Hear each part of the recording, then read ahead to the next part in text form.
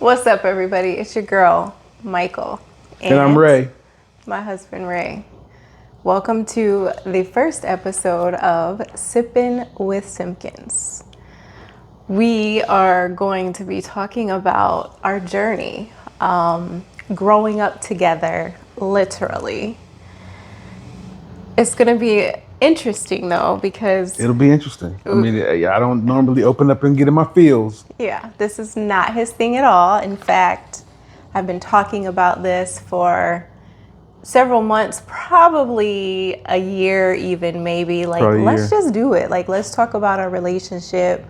In our 40s, been married for practically half of our lives, and just talk about that journey, because everything that's going on in the world in terms of just political stuff, but also family stuff, and in the Black community, and the breakdown of marriage and family and relationships, we were like, we've stuck it out through all the good, the bad, the pretty, the ugly. Like, listen, that's the vows right there. That's, yeah. You know? Yeah.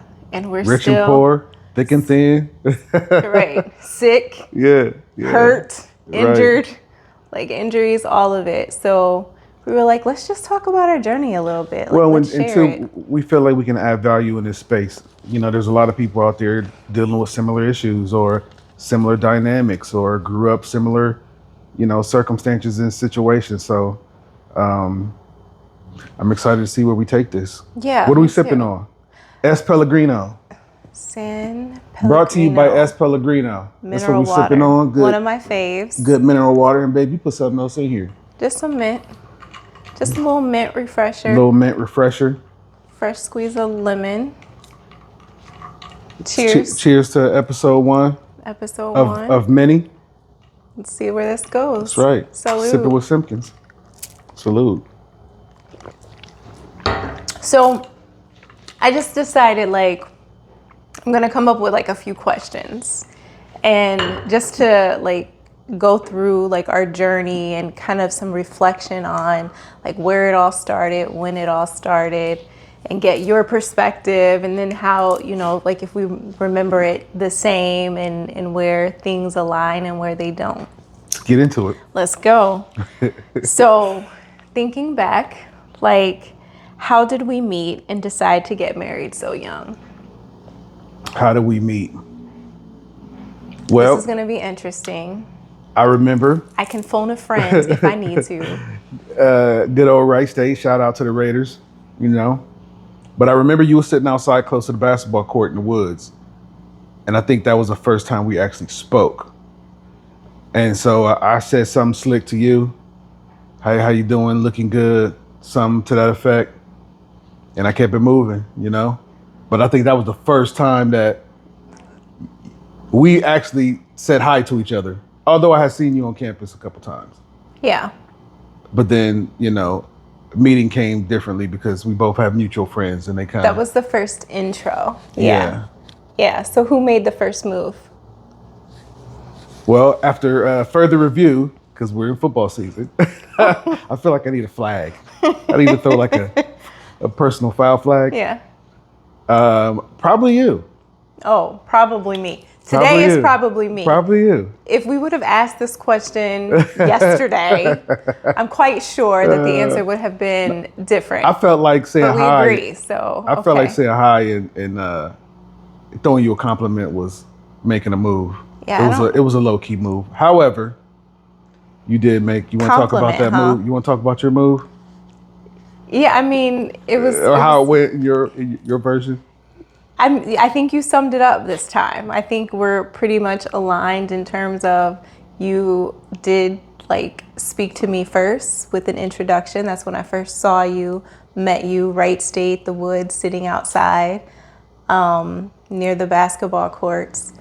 And then, I don't know, a month later, we have a mutual friend who was friends with one of my close friends at the time. And I'm like, hey, you know this person, like, make that connection. Let's close this gap. So I would say definitely I made the first move. Okay. Okay. Yeah.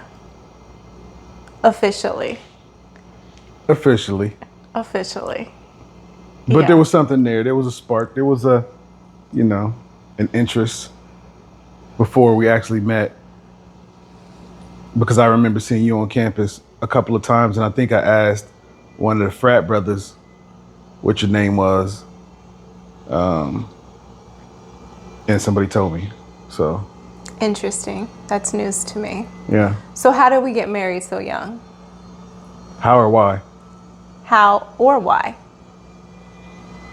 Well, I felt like a lot of it has to do with how you was raised, right?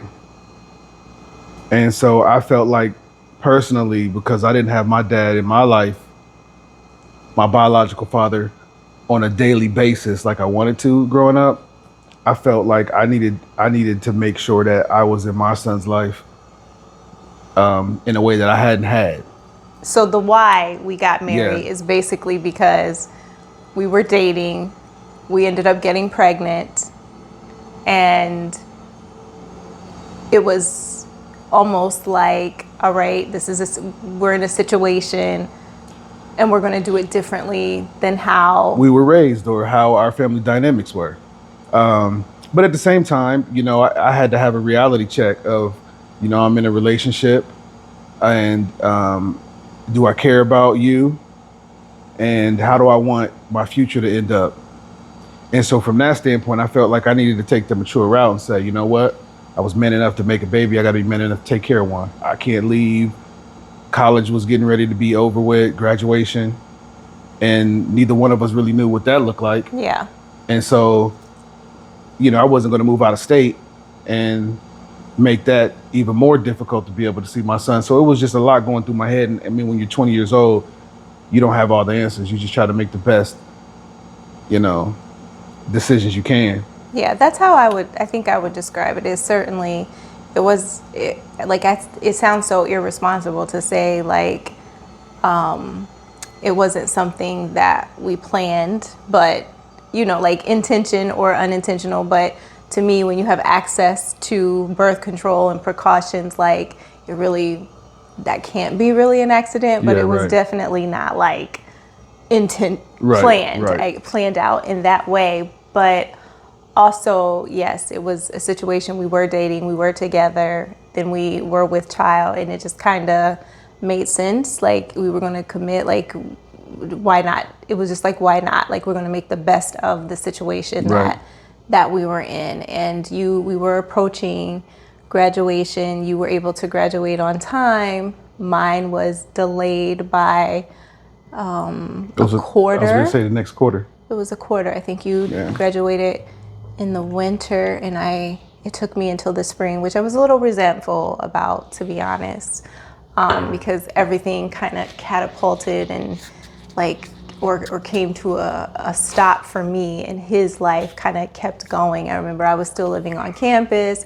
You had moved off campus, all of those things, and just trying to figure it out. But prior to that, like, had you really thought about being married and what marriage would be like for you? Like what Not what really. was surprising to you, or what did you realize like, oh, what am I doing? Well, I only had a glimpse of what marriage was.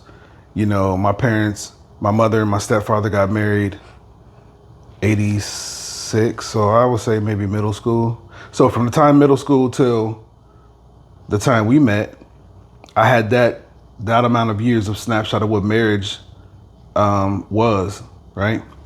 So that's all I really had to go off of. But I had no idea how much work and how much marriage would change me as a person. Like those are the type of things that you don't really think about in your 20s. Yeah. And so as you learn and as you move on through life and as you go through ups and downs and good times and bad times, like you realize it's no longer about you.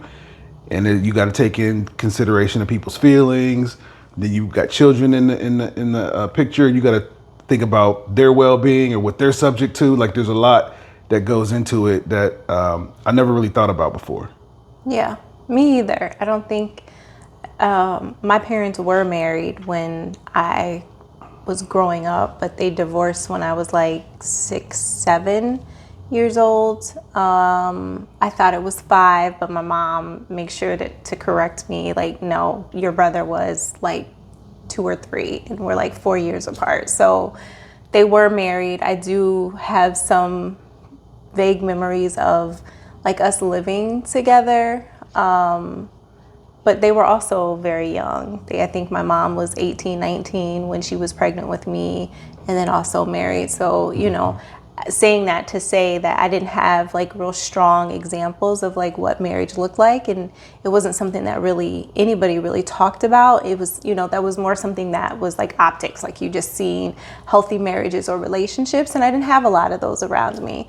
My grandparents were also married for, I don't know, 40, 50 years at least. But there were things that they dealt with that I was aware of as well. So it wasn't like they just didn't seem like all that happy. Additionally, in your 20s, you don't really think about, like, I at least hadn't even thought about what does marriage look like for me? Right. What does it mean to be a wife? What does it mean to, what do I expect or want from a husband? It wasn't something that I thought through. And then also parenting. What does parenting look like? How will we parent? And we parent very, very differently. Raise the type of person that, look at how I turned out, I'm fine. So he's going to do it the same way that his mom did it. Whereas me, I'm like, yeah, I'm fine, but there's some shit that I deal with, or things that, maybe the way that I handle or respond to things that maybe aren't the best. And it's a result, I think, of my parenting. So I kind of wanted to switch things up. So we parent very different in that way. And I think had we given ourselves a little bit more time to, consider, talk about some of those things, parenting, finances, careers, where we're going to live, like all of those things, giving ourselves time to be able to be in our 20s and experience some of those things, and then, learn about ourselves and what we want and be able to dialogue. So that's why I would say, don't get married in your 20s. Live your life in your 20s. Figure out who you are, experience other people so that you know who you are, what you can tolerate, what you want, what you can bring to the table, and be very clear about that, as opposed to trying to figure it out. But that being said, we've figured it out. And not to say that we're experts by any means. Like, that's not what I'm suggesting, and that's not why we're here at all. Like, this is just our journey and our experience. So we're not like, I might say, I don't suggest getting married in your 20s. Yeah, but hopefully you learn some things based on mistakes we made, or whatever. Just something to think about, things to think about and consider.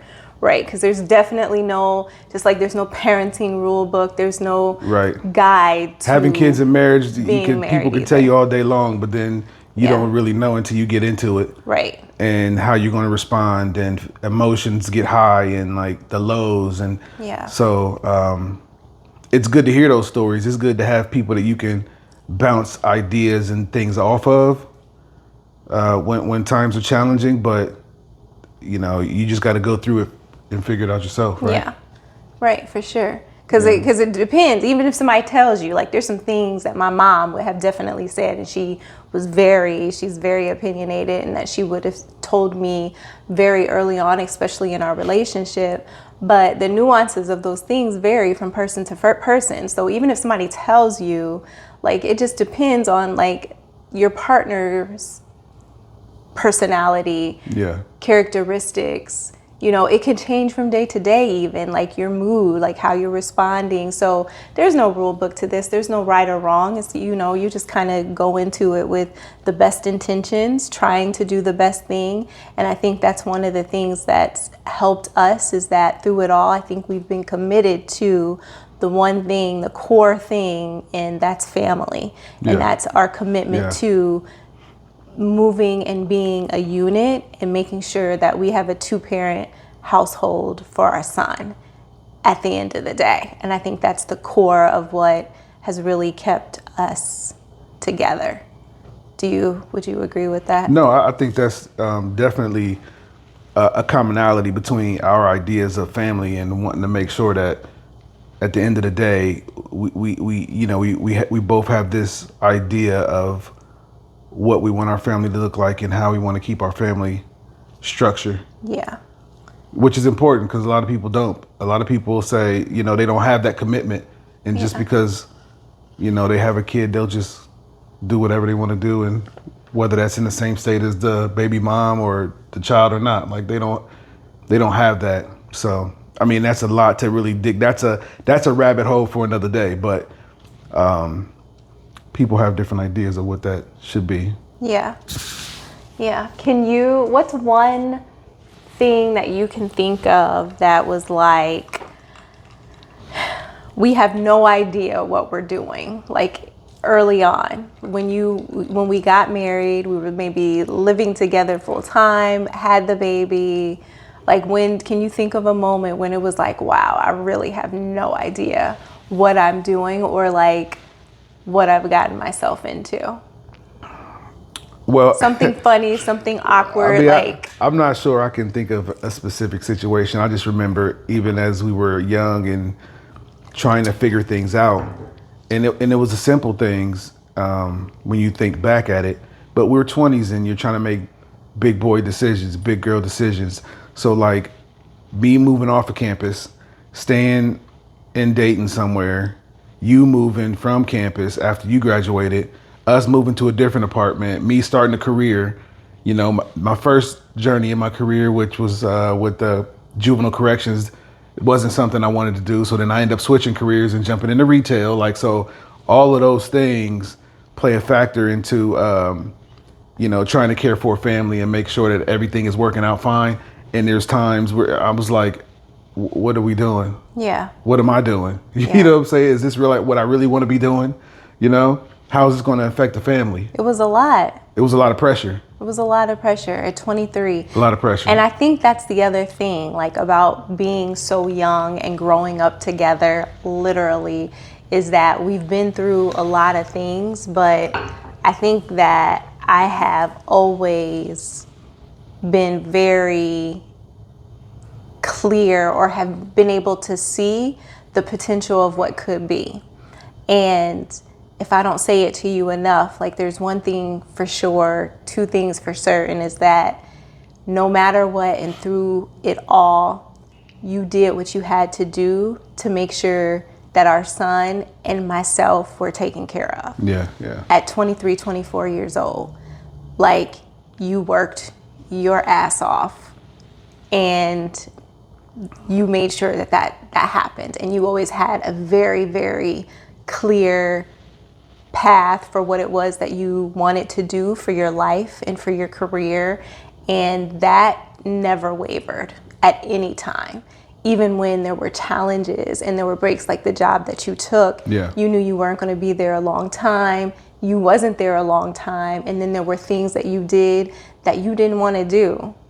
But you got up and you did it every single day to make sure that our bills were paid and to make sure that we had food on the table. And that is like so commendable, because even through the immaturity at 23, 24 years old, and all of the other shit that was happening, you know, in our 20s and even into our 30s, like that was one thing that, like, again, you just were unwavering in that. Hey, I appreciate it. It was stressful times though. Yeah, for but sure. I remember those days. It was times where I wasn't working, or in between those careers, I went to Labor Ready, worked a day, paid a day. Yes. You know, for a little bit, just to have money, just because I was trying to figure it out. I remember one day the check was like 30 or 40 bucks. Yeah. Like literally.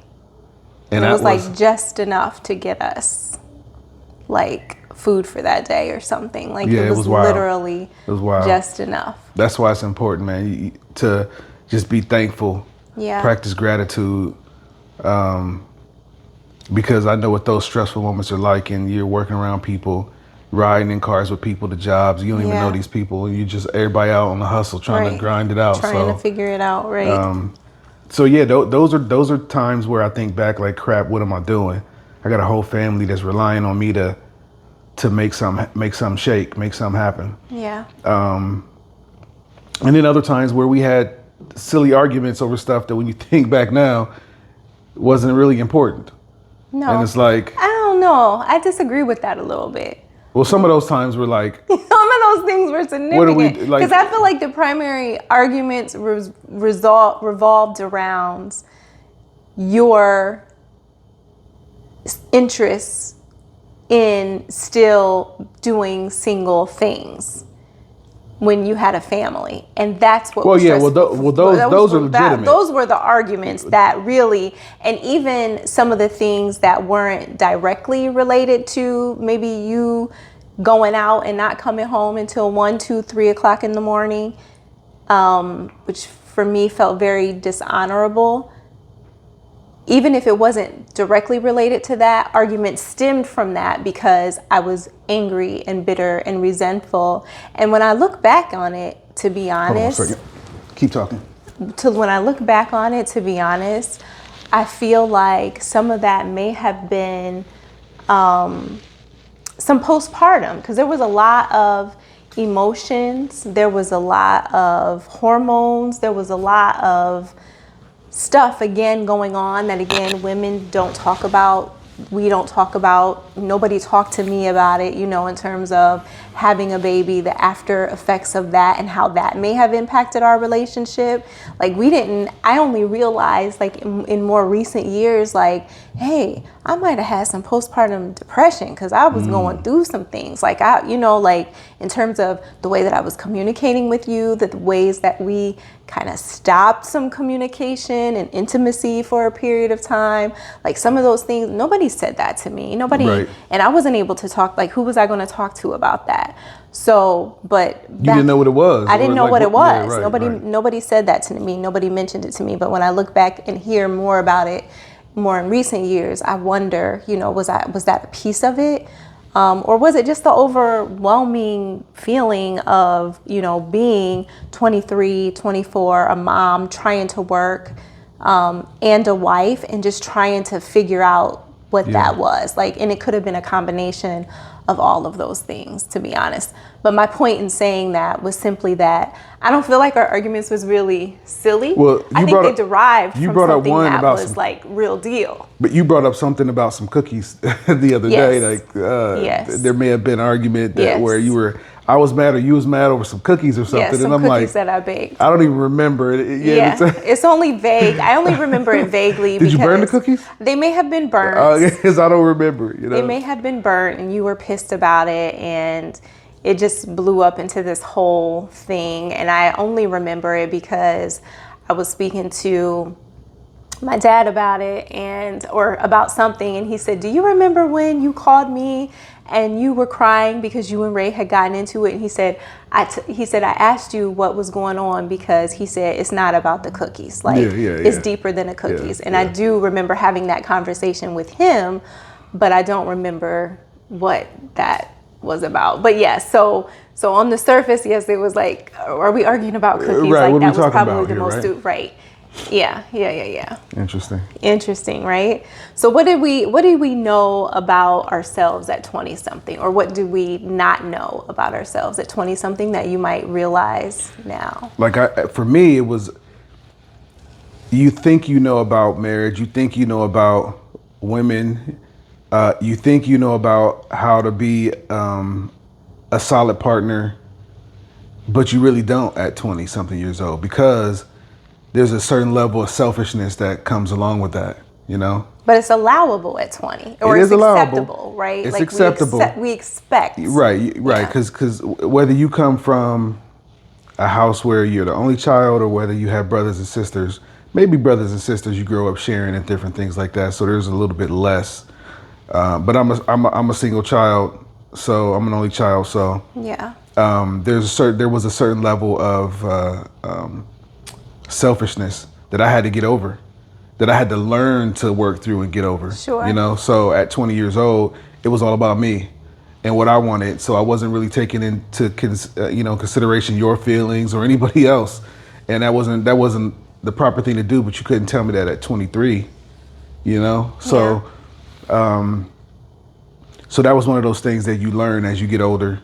The more you're around folks, the more situations you're in, you're really building something. Yeah. So yeah, that was one of that sticks out to me. Yeah. Yeah. For me, what I didn't know at 20 something about myself is, and we may have talked about this from time to time, is that, you know, I had never thought about like being a wife or being a mom. I had never, like a lot of women or girls, they say, oh, I always dreamed of getting married and I always imagined my wedding. And it's just not something And that how many ever, kids you want to have. and how many Yeah, kids right. you're going to have. Right. I think the extent of that for me was just that I said, you know, if I have kids, I want to live abroad so that my kids could learn a different language or speak multiple languages. That was the extent of it. I never really thought about like, I'm going to have 2 kids or 3 kids and, you know, I'm going to get married. And like, that just was not like my dream. I hadn't really thought about it. So until really you proposed to me on Christmas Eve, when we were preparing to have a baby, like I had never really even thought, like, what do I want out of a husband? What kind of wife can I be? Or who you know, will I be? Or, you know, should I be? Like none of those things ever crossed my mind. So what I didn't know about myself in my 20s is simply that my family is everything to me. And being a mom to our son is probably the best thing that I've ever done. And and I think it makes me emotional just because it's something that I never thought that I would, you know, I never even considered.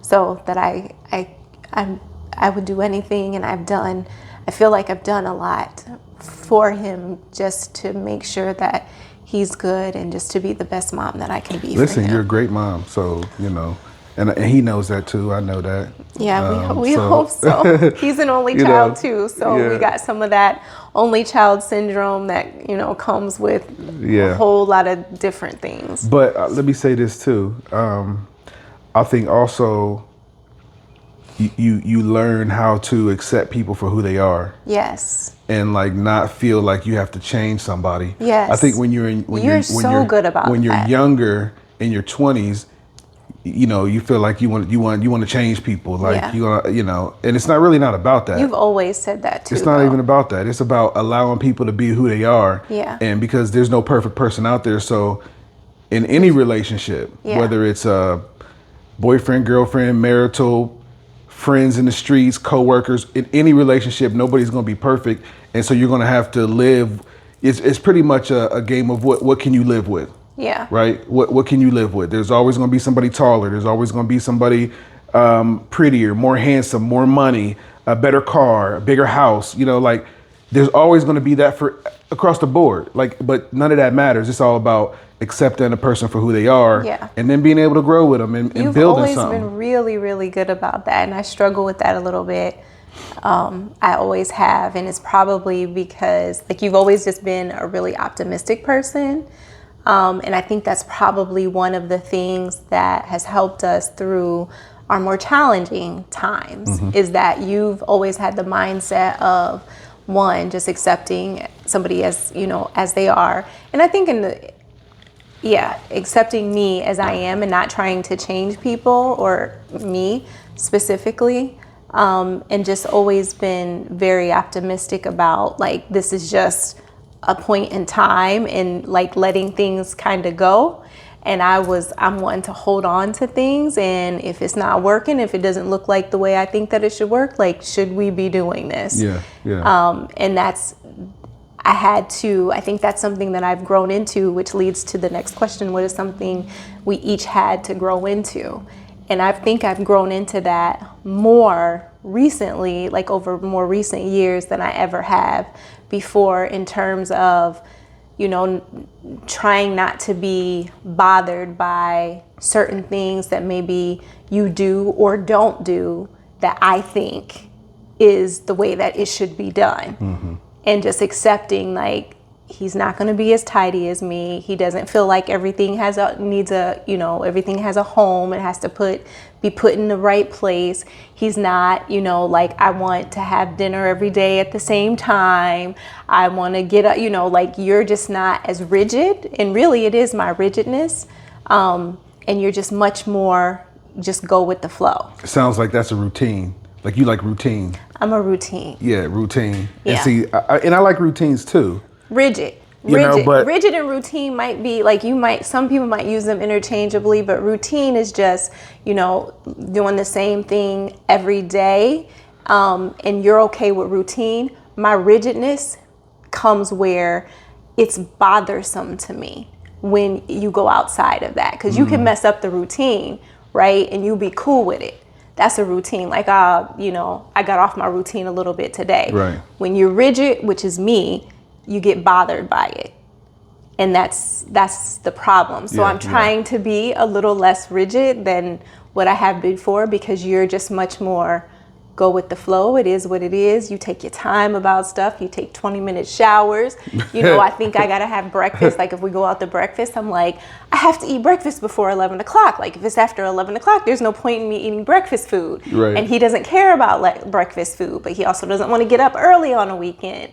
And like for me, it's like things have to be a certain way, and for him not. So now it's like, if we get there, fine. If we don't, I may be like, let's just not go have breakfast. I don't need to have breakfast anyway. Or we go to a place that sells breakfast all day. But that's still a problem for me. Yeah. See, I'm still like, if it's after 11 o'clock, I don't want to have breakfast. Okay, so regardless it's like I have of this certain time. If they serve breakfast don't all day. You know that by now? I do know that, but I think it's pretty interesting because even still, I'm like, well, we can still get breakfast if that's you I want that breakfast to be your at first. breakfast time.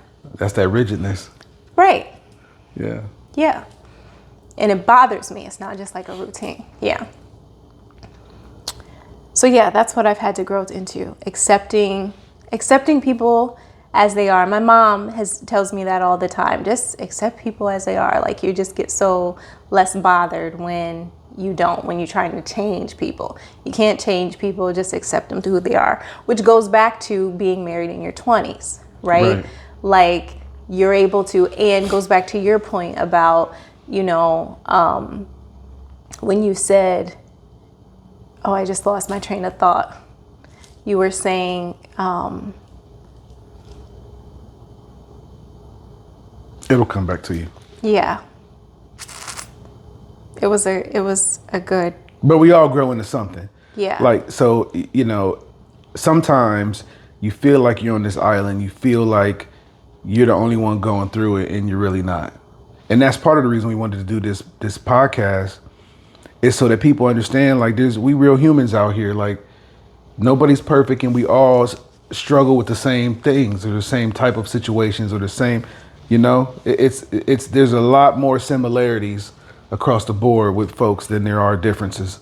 And like, as we talk through some of this stuff and people start to chime in, let us know in the chat, what you think about some of the points that we make and how it helped you, and don't forget too, to like, share, and subscribe, smash that thumbs up button. Share, and subscribe. Yeah, I guess we should have said that from the beginning. Yes, we should have. But share, and subscribe. Go ahead. Yes, my point was going to be back to accepting people where they are and knowing what it is that you can accept and tolerate and deal with. So it goes back to my getting married in the 20s. You don't have that all figured out in your 20s. You don't know what you can accept. You don't know what you can tolerate. You don't know not just what you can, but what you're willing to. Because there are things that I think that you're going to have to compromise. Because there's no perfect person. Right. You're not a perfect person. And so to expect perfection in a relationship, it's just going to vary from person to person. So it's like, what are you able to tolerate? And I don't think you know that in your 20s for two reasons. One, you don't know enough about yourself, who you are, and what you can bring and what you're bringing to the table. But also, you don't get to date enough people to figure out. I was just thinking that. Like how you know what I'm saying? If you just dating one or two people, that's not enough to be able to know, like, okay, I can tolerate this, because them two people that you dated, they might most likely be the same, because we tend to be drawn to the same types of people. So it's going to take a few people for you to get some different personalities, to get some variation in characteristics, demeanors. Yeah, what do I like? Yes, personality. to be able to figure out like, nah, I'm not rocking with that, or yeah, you ain't clean, but you do this, or whatever it is. Yeah, right. Like it takes a few people, relationships, experiences, time for you to figure that out, which is again why, while we've grown up together, literally, through our 20s, I think it's important for people to give themselves those years, that decade at least, to kind of sort through some of those things. No, that's facts. For sure. For sure. So compare your 20s us versus the 40s us. Wow. Then versus now. I think I've always been, listen. Us. The 20s, like our marriage in our 20s versus our marriage like now. Yeah, I was getting ready to say, I think I've always had an idea of what I wanted our marriage outcome to look like. Growing old, building something, being able to have a good retirement, kids. We had a couple dogs. Sounds like the all-American dream, right? To some degree. And so there's obviously some things that I would go back and tell us as a couple. If I were to talk to our 20-year-old selves, things like, don't argue over silly things, like be more expressive. I wasn't one to always get into my feelings. That's why this is, feels a little bit different, little odd, little weird, to be recording it. I mean, throughout the years, I've learned to express myself a little bit better, but I didn't grow up doing that. So in my 20s, I was probably a heck of a lot more stubborn than I am now. And since you used the word rigid, I was rigid in certain ways of myself where I felt like I said what I said, and this is what I'm doing, and this is what, and you just can't take that type of attitude and mentality, because it could have ruptured our relationship. That's growth right there. That's growth right there. Like just the simple acknowledgement of like, that's who you were. Right. And that's the person that, because that was definitely. And I see now where it posed a lot of problems for us, and I was like, dang. But when you're young and you're immature, or you grow up a certain way, or you're an only child, or whatever the case may be, like those type of situations start to affect you and your relationship with other people. And then to pinpoint it, I felt like people might be saying, or they're picking on me. Picking on me is not like the right word, but nobody likes when somebody points out their flaws. It just doesn't feel good. Right. I don't mind it though. Well, maybe so as you got older, but when you're 20s, you don't want somebody telling you that, So listen, and since we're being transparent, we've been to some counselors to talk to, even when we were younger. And so even at that age, when you're younger and you're working things out in marriage and you're learning about yourself and your partner and you're trying to do the right thing and you're talking to these different people, like you don't want them pointing out what your flaws are and telling you that, you were wrong in this situation, or here's the way you should have handled it and stuff like that. Yes, they were older than us, but it's those things that I think I would tell our younger selves to not get caught up with acting a certain way. You could be more mature about it, a lot of situations. And part of growing up in your 20s and being married was I wanted to hang out with my boys. I felt like I was missing something. Because we were 20, we had a son, I started a career, and they weren't married. They didn't have children. They might have had jobs, but I don't know if it was their career at the time. Could have been. But they had a little bit more freedom to do some of those things that 20-year-olds do. I think many of them had children. They may just not have been married. Which again, to me, not a lot of my friends, not a lot of them. It might have been one or two, but not a lot. The majority of them didn't. So, but I said that to say this, I wanted to hang out and still kick it with the homies and still hang out as if I wasn't married. And that was something that I had to, again, learn that this is detrimental to the relationship. I should probably not be doing that. But, that takes some growth. That takes some acknowledgement. I wonder when you think that happened for you. But I think that a lot of what you said is exactly right in terms of it was not necessarily, you said rigid. I think it was more of like this wall that was always dividing us. It was this like halfway up, because I don't know that I always felt like I never got the full you. I only got a part of you. And it was just this block that just couldn't be broken down for a long time. And again, it just created, it was this true emotional barrier that was between us for probably the first decade and a half to 2 decades, if we're being honest, in our relationship. 2 decades, decade and a half? Didn't think about it. Maybe not 2 decades. I know early maybe on the in our first relationship. decade to decade and a half, 10 to 15 years was pretty rough. I think it wasn't until, and you know, I've even said to you, probably in the last 5 years, I think some of that wall that has been chiseled down over time, with you being more open and expressive and just realizing like some of the things that you used to do was a little selfish, and you can't do the same things because your friends' lives aren't the same as your life.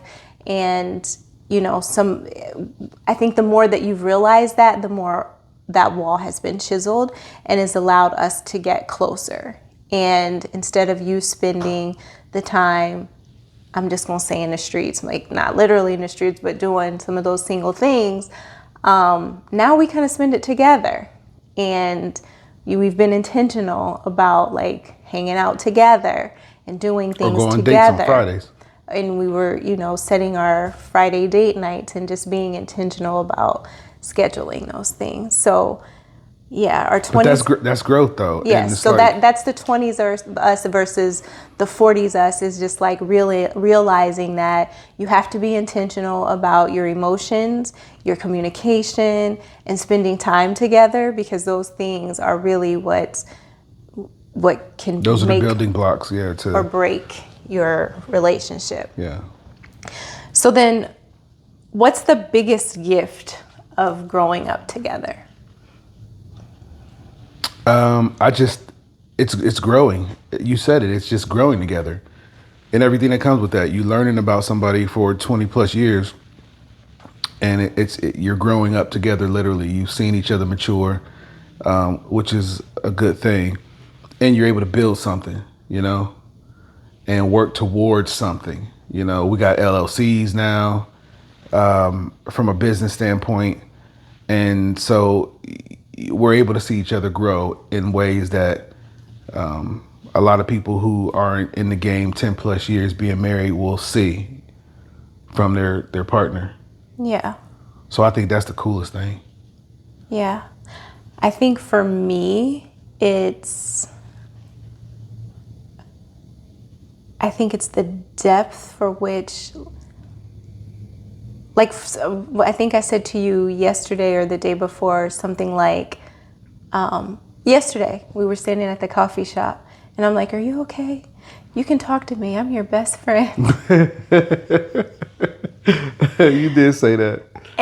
But it's like, for real though, like there was a time when you and I, like, it was really, we was operating like on this sort of business structure, to be honest, right? Like we wasn't talking about shit, I mean, we were, but it wasn't like deep stuff. Like you just didn't let me in that way. Yeah, I didn't grow up super emotional, so it took a while for me to open up. Yeah. And everybody's different, Everybody's different. So right. And I'm super emotional. So that just makes me feel like I'm all about the feels. I'm all about like self-reflection, like looking inwardly. I'm all about like, what can I do to be better? And because I'm that way, I'm always like, don't you want to do better? Like I'm just trying to tell you so that you can do better and be better. And you took that as defense. And so like that was a lot of the blockage, I think, with this wall that you had, and immaturity in me not knowing how to communicate or get through to you. And then your resistance to that,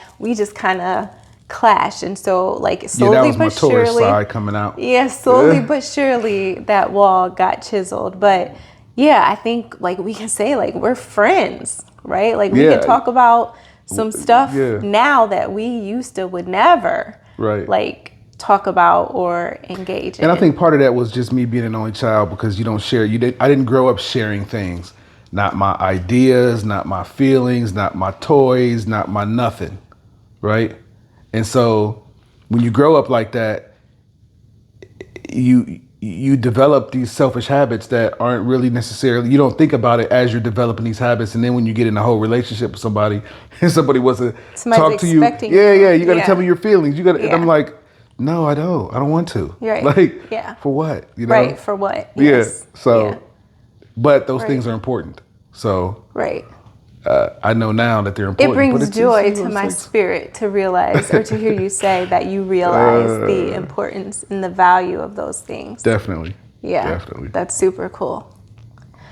So that's it. That's all I got. That's all I got for you today. You did. How do you feel? I survived. You survived. You survived. He survived the first episode of Sipping with Simpkins, growing up together, literally. So should we tell them like what they can expect aside from just us two?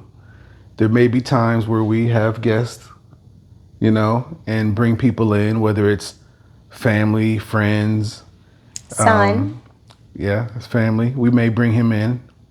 He's music doing his thing, and hopefully you guys see that on the intro and outro of these videos. But really, we just want to, again, add value to this space from a couple's perspective. Yes, from a black couple's relationship, marriage, growing up, our experiences. Yeah, work, professional life, like everything across the board. Like there's really nothing that we're not willing to talk about and get feedback on. So again, like, share, subscribe.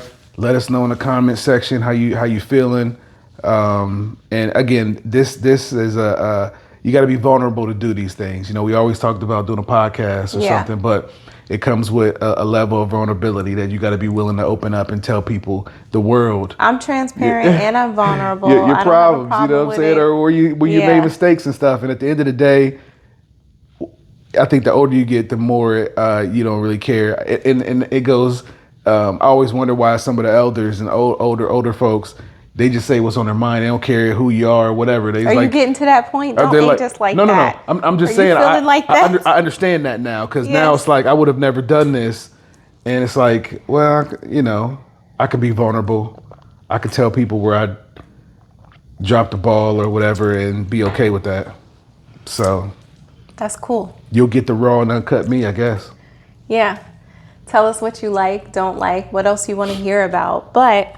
Join us next time for the Newlywed Survival Guide that we didn't have. That's going to be our next Q&A. We can write a little manual on that. Yeah, that's what you say. The do's and don'ts. Right. Yeah, That'd be interesting. Some of those hurdles. Yeah, and how we've overcome them. Yeah. For sure. Yeah, and again, I want to just make sure that I reinforce this is like, we're not claiming to be experts. We're not claiming that our marriage is perfect by any means. Like we still are figuring it out and we're still literally growing up together. Like we still piss each other off. I think it's going to be a lifetime thing. Yes, yeah. I don't think there's ever, and maybe I'm wrong, but I think there's always going to be sort of those highs and those lows. And there's going to be things that you still kind of figure out. Because really, even the things that you've already probably figured out, like it could be cool today, but I might wake up tomorrow and that shit gets on my nerves. Right, it's not cool anymore. It's not cool anymore that day, right? Like some days or things are more tolerable than other days. So, you still kind of just figure it out as how you deal with it, how you manage it, how you respond, and how you get through it without giving up. And I think that's the key is like how... Big picture. You got to keep the big picture in mind. Yeah. Work through all the small stuff, but and keep the big optimism. Picture. Optimism. So that does it for Simping with Simpkins. Peace.